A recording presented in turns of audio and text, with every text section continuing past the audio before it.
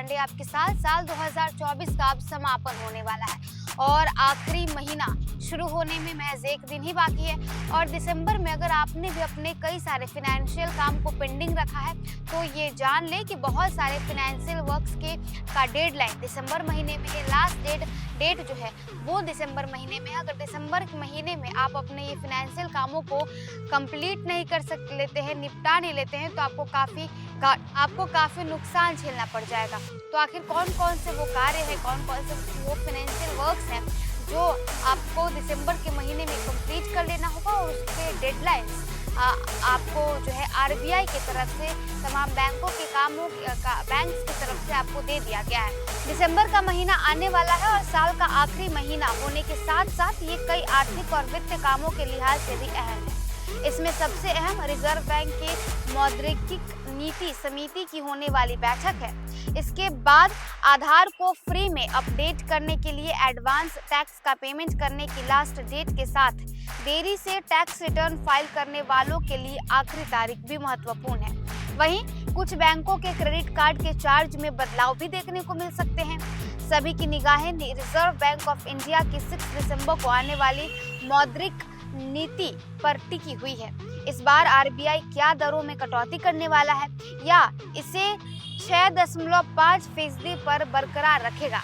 RBI अपने MPC review में लगातार 10वीं बार दरों को नहीं बदलेगा तो वित्तीय मोर्चों पर ज्यादा बदलाव नहीं देखने को मिलेगा।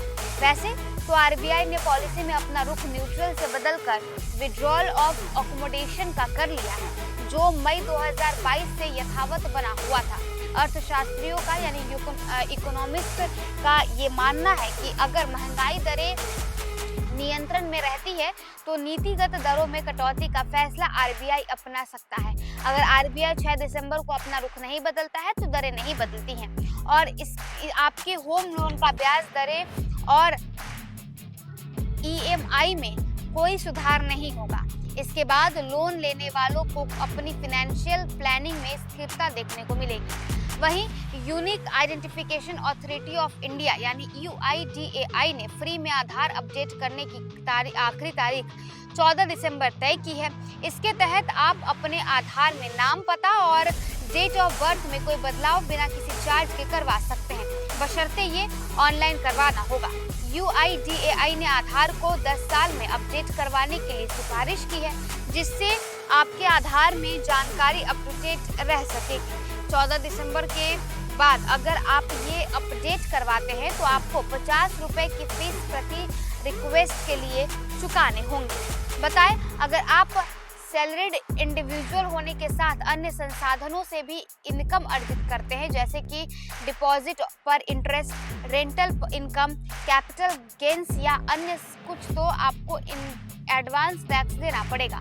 इनकम टैक्स एक्ट के सेक्शन 2008 के तहत किसी वित्त वर्ष में टीडीएस और टीसीएस काटने के बाद 10,000 रुपए से ज्यादा की टैक्स लायबिलिटी हो तो एडवांस टैक्स देना होता है।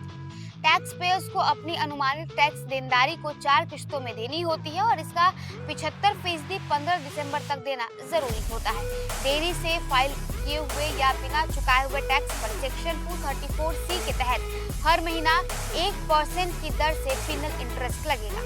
वही बताए तो अगर आपने अभी तक अपना इनकम टैक्स रिटर्न फाइल नहीं किया है तो 31 दिसंबर 2024 तक बिलेटेड या रिवाइज्ड टैक्स रिटर्न फाइल कर सकते हैं। वैसे तो आईटीआर भरने की आखिरी तारीख 31 जुलाई 2024 थी, लेकिन 5,000 रुपए की पेनल्टी के साथ आप अपना रिवाइज्ड ये लेट रिटर्न फाइल कर सकते हैं। जिनकी इनकम 5 लाख रुपए से कम है उनके लिए पेनल्टी 1,000 रुपए है। टैक्स रिटर्न फाइल करने के साथ वित्त वर्ष 2023-24 के लिए अगर कुछ बाकी है तो आउटस्टैंडिंग टैक्स भी चुकाना होगा, इस पर ब्याज भी देना होगा। अगर आप इस डेडलाइन से भी चूक जाते हैं तो फिर देरी से रिटर्न फाइलिंग की सही व तार्किक वजह बताते हुए इनकम टैक्स कमिश्नर को एक एप्लीकेशन भी देनी होगी। तो देखिए, इनकम टैक्स रिटर्न फाइल करने के भी आखिरी तारीख जो है वो दिसंबर में है। इतना ही नहीं, आधार कार्ड लिंक करवाने की भी आखिरी तारीख जो है वो दिसंबर में है। तो कई सारे ऐसे फिनेंशियल वर्क्स हैं, कई सारे ऐसे फिनेंशियल काम आपके अगर पेंडिंग है तो आप ये साल कंप्लीट होते होते यानी दिसंबर में ज़रूर निपटा लें, वरना फिर आप भी मुसीबत में फंस सकते हैं। फिलहाल इस अपडेट में बस इतना ही। आप देखते रहिए न्यूज़।